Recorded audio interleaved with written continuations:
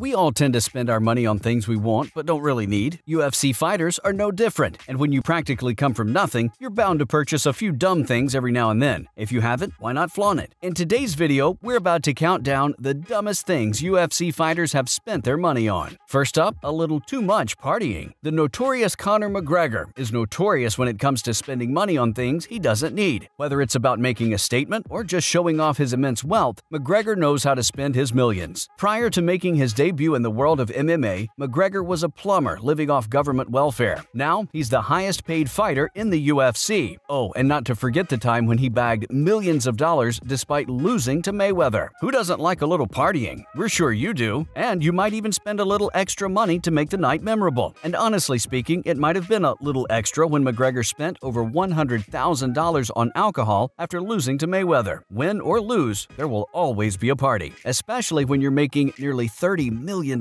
just to step into the ring. It's rumored that Conor made over $100 million in his fight against Mayweather, and despite losing, the fighter held a massive party to celebrate the biggest payday of his life. The entire club got free drinks on McGregor's tab, raking up a huge bill. It might be a flex for the fighter, but we think it's dumb to drop that much money in one night on something that's going to have your head spinning the next morning. Let's face it, McGregor loves money. During a pre-match press conference, the fighter was wearing Gucci from head to toe in an outfit that reportedly cost him over $150,000 in total. The Irishman really needs to focus more on improving his fighting skills than stressing over what to wear in the next conference. And after the last 2-3 fights, fans think Conor has lost all his drive because of the moolah, the money. In any case, the Irishman is doing well for himself. He was the richest athlete in 2021, bagging almost $180 million, more than the likes of football legends Lionel Messi and Cristiano Ronaldo. He also calls himself Mr. Whiskey after launching a successful Irish whiskey brand, Proper 12, and then flipping it for some serious cash. It doesn't end here. He also owns a few clubs and pubs, an insane car collection, and a lot of designer clothes. But it's bound to get in the way of his fighting. You can either focus on making crazy money or distance yourself from it all and focus on fighting. But when you're showing up to conferences wearing suits that cost more than $30,000 before and after each fight, it's obvious your priorities are elsewhere. God, how we wish UFC fighters had the same level of skill when it comes to managing their money. What do we mean by this? Well, imagine if you had $100 in your bank account. You wanted to buy something that cost you exactly $100. Would you buy it even if it meant going broke? No, right? Not when you're Donald Cerrone. He's known for being a skilled and ferocious fighter inside the octagon. But that's not the only thing he's famous for. Donald Cerrone loves spending money, and because of his expensive taste, he used to fight 6 times a year, while the normal UFC fighter fights only just 2 or 3 times. Now, buying a house is definitely a good investment, but come on, why would you buy a house if it makes you broke? It's not like Donald Cerrone didn't have anywhere to live before his dumb purchase. He has a vacation home worth $160,000 in Malibu. Conor spent that on an outfit. See? It sounds even dumber now when compared to a house. Anyway, Cerrone spent over $600,000 on a house in New Mexico. But wait, that's not all. He then spent over $200,000 on remodeling. After dropping almost $900,000 on the house, Cerrone revealed in an interview that he's technically broke. Sounds like a pretty dumb purchase coming from a fighter that steps inside the octagon 6 times a year. And honestly, we figured a guy like Cerrone would have a lot of investments and money saved up for a peaceful retirement. Unfortunately, it seems like he's much smarter inside the octagon than outside of it. Whenever we think about the meanest, most badass fighter to step into the octagon, we often think of Brock Lesnar. Even if you follow the UFC for some time now, you probably know Lesnar from his WWE days. That's because Lesnar had already gained much of his fame in the WWE before joining the UFC in 2008. In the WWE, Lesnar was perceived as one of the most antisocial wrestlers in the game, and he pretty much hated traveling. He hated traveling so much that he actually quit the WWE in 2004 because of having to constantly fly to different venues and locations. But that didn't stop the heavyweight fighter from wasting his money on a private jet. Now, don't get us wrong. You're probably thinking it's his money, he can spend it however he wants. And that's true. It's his money, and he can spend it however he wants. But what's the point of buying something when the only thing you can do with it is travel? It's like if you hated milk, but bought a lot of milk. Sounds dumb, right? In fact, Lesnar hates traveling so much that he's rarely been spotted leaving his farm in Canada. And this entire time, we're just questioning, where's his jet? Does Lesnar even know where it is? Does anybody know where it is? Hey, it's a flex, but it's still dumb. Next, 7 cars and 2 houses. The house part we get. No, honestly. honestly, we get it. If you have a lot of money, buying a normal house to live in and then another to vacation in seems like a reasonable investment. 2 houses are actually a rookie number for people with a lot of money. A house is an investment. It appreciates over time. A little hope for Donald Cerrone, you might think. But again, if it leaves you with little to nothing left in the bank, it's a dumb purchase. And to add to that, 7 luxury cars. What were you thinking, Woodley? When Tyrone Woodley became the welterweight champion of the UFC, he practically blew his money on luxury cars. But you know, you can sort of tell where the guy's coming from. Everyone would like a collection of supercars, 7 supercars to be precise, a car for every day of the week, until you have money for fuel, that is. Honestly, if this wasn't a dumb purchase, we wouldn't have seen Tyrone Woodley getting knocked out by Jake Paul, because fighting YouTubers is what you do when you're looking for easy money or when you have none. Maybe Jake Paul even paid him a little extra to get knocked out cold. It sure seemed that way. To top it off, the fighter then got a tattoo saying, "I love Jake Paul." Poor Tyron, the things he's had to do after wasting all his money. At least Woodley has a rapping career to fall back on. Another dumb investment if you ask us. Don't believe it? Go listen to one of his songs. Next up, bail money. Now this isn't exactly how a UFC fighter likes to spend his money per se. It's more about how his actions dictate the flow of his money. He's one of the best wrestlers in the UFC and also the former light heavyweight champion, Jon Jones. Now, before moving on, we're not exactly happy how the fighter's been doing recently. And as UFC fans, we're not proud either. Jon Jones has been arrested multiple times in his career for domestic violence, a hit and run, and public violence. It's like the fighter has a habit of messing up whenever he's doing good. Each time Jones is arrested, he has to pay a fine and then bail money to get out of jail. The last time he was arrested, he paid a $2,000 fine along with $8,000 in bail money. And considering he's been arrested about 4 to 5 times, that's almost $50,000 just going in and out of jail. Compared to the rest of the list, $50,000 is nothing, but honestly speaking, blowing your money on a house or a suit is much better than having to pay $10,000 because of your reckless behavior. We're sure Jon Jones doesn't like to see his money being spent to get him out of jail, but we'd be much happier if he decided to go broke buying a house or too many cars. Sadly, the former champion has also faced multiple disciplinary actions throughout his career and has even had his title taken away from him twice. So, did we miss any dumb purchases? What do you think is the dumbest purchase on this video? Let us know what you think in the comments below. That's it from our side, folks. Thanks for watching, and we'll see you next time.